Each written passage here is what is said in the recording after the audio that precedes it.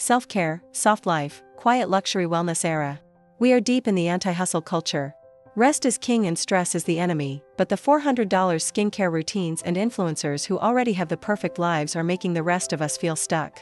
Of course, it's easy to be in your soft girl era when you don't work a 9 to 5 or have 1,000 other responsibilities on your plate. I used to be that girl, overstimulated, constantly stressed out, and always functioning on the bare minimum of sleep.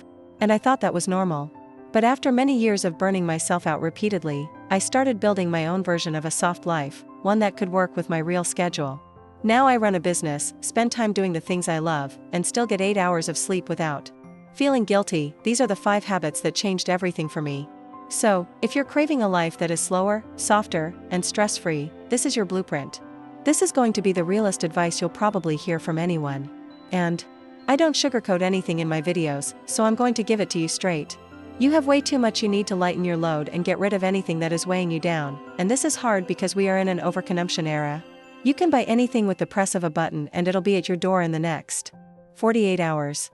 The sheer amount of random stuff you can buy is insane. And guess what? You don't need any of it. The majority of the material stuff that you own gets tucked away in the corners of your house, but also in the corners of your mind. All of it is unconsciously taking up valuable space and energy. And when you accumulate too much of it, you start to feel suffocated and you don't know why. But the trick that has worked for me for years is seasonal cleanouts. Basically, after every season, I go through my closet, my drawers, my cabinets, and I get rid of anything I'm not using and don't plan to use, and I only hold on to what I need and what brings me happiness. You may think that physical stuff doesn't bring more stress into your life, but it actually does. You're just not aware of it at the conscious level.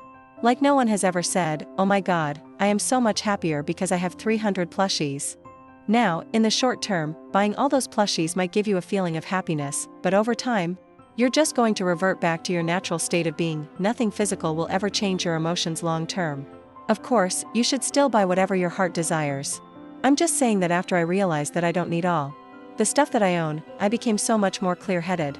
When there is less to clean and less stuff to organize, I have more space to breathe and to live my life. So do some inventory on what are the things that bring you the most joy and keep those.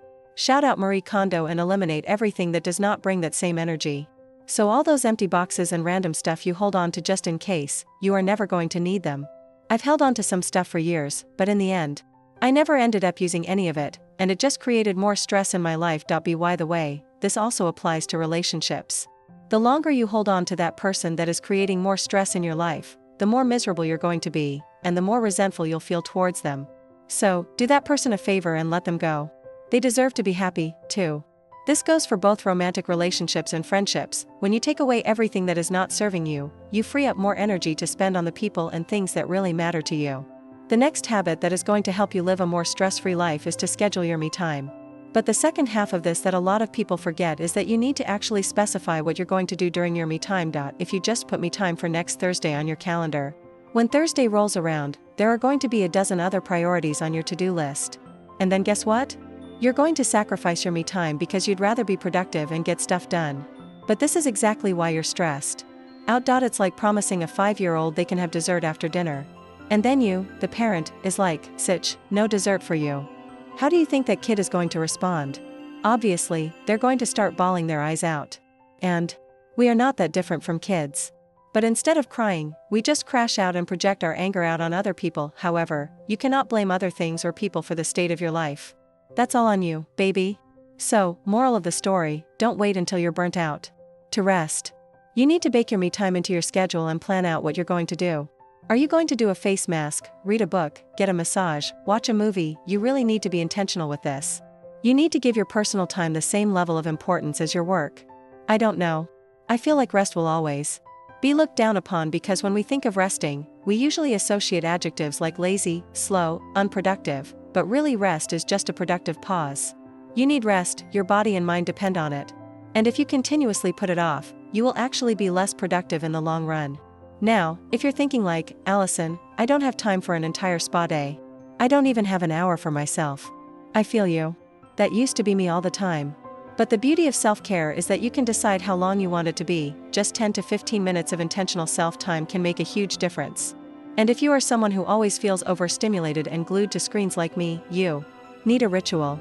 If you've been following me for a while, you know I love my wellness tech. I've got the LED masks, facial devices, all the skincare, but what I was really missing in my routine was something for my eyes. I stare at a computer all day long, and I always suffer from my fatigue. On top of that, I do not get the best sleep. So my dark circles and puffiness are really bad. But one of my favorite wellness devices lately that I've baked into my routine is the IRO Relaxing Eye Massager. This is like a mini spa for your face. It is an eye mask massager that uses heat, cooling technology, and gentle vibration to relieve eye tension, puffiness, fatigue, and even migraines. It is my favorite part of my self-care routine right now. I will just throw it on while listening to some music or when I'm meditating, and I instantly feel so much more relaxed. It also connects via Bluetooth, so you can play your favorite songs or meditations directly through the device. The eye massager is ultra light and portable, making it super convenient to take on the go. I will definitely be bringing this with me when I travel. Because we all know airplanes are the most overstimulating environment, and I get the worst eye fatigue on flights, but this eye massager is so perfect for when you just want to tune out and get a little bit of me time, and because it wraps around your head, it creates an amazing sensory experience that helps your nervous system shift into rest mode. So, if you are someone who always struggles to switch off or you feel like you're constantly on edge, I highly recommend scheduling your me time into your day and adding the IRO massager to your self-care toolbox. It is one of those purchases that actually feels so worth it to me because I do not play about my self-care. I'll leave the link below so you can check it out and add it to your own stress-free routine. I might get some haters for sharing this, but I actually don't like scrolling on social media anymore, and I realized this when I started the habit of batching my screen time. Like when I tell you before, I would just peruse social media all day long. I would do a little bit of work, check my phone, do some more work, check my phone again, and I would do this all day. I honestly don't know how I would get stuff done because that is actually so horrendous, but the truth was, I was actually addicted to social media. Like, I could not restrict myself from it. But the first step of recovering from addiction is realizing you have one. And once I realized that, I immediately went back to limiting my screen time. I use a screen management app called Opal, and it essentially just blocks you from using certain apps on your phone. So, I set up my session to block all my social media from 5 a.m. to 5 p.m. No Instagram, no TikTok, no LinkedIn. And I'm not joking when I say this, but it actually cured my addiction. I think checking my phone between work sessions was kind of like an automatic response for me. But now, even if I try to go on social media during the day, I literally can't. So, batching my screen time has helped so much with my productivity. But the funny thing is, even when all my apps open back up at 5 p.m., I have very little desire to check them because by the time I'm able to check my phone after the workday, I am just way too tired and ready to go to bed. So, it's kind of a win-win. I'm telling you, just be honest with yourself. If you are addicted to your phone, it's okay. We all are. Do yourself a favor and put your phone on Do Not Disturb. Mute any non-essential notifications because all of these just create sensory noise, which leads to overstimulation and anxiety. Our phones are actually one of the biggest sources of stress. So, logically, the longer you're on your phone, the more stressed out you're going to be. So batch all your screen time for one sitting and you will find so much more peace in real life. Let me make something clear though. Living a soft life doesn't mean you stop working towards your goals. A soft life doesn't mean being anti-hustle. You can still work hard and enjoy life at the same time. But where a lot of people get discouraged is their timeline.